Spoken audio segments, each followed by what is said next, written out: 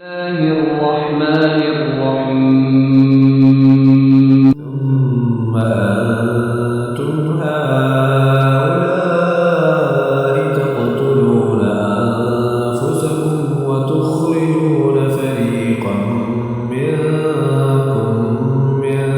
ديارهم تظاهرون عليهم بالإثم والعدوان وإن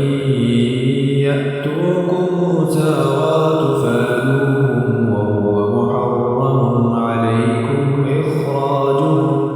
أتؤمنون ببعض الكتاب وتكفرون ببعض لا جزاء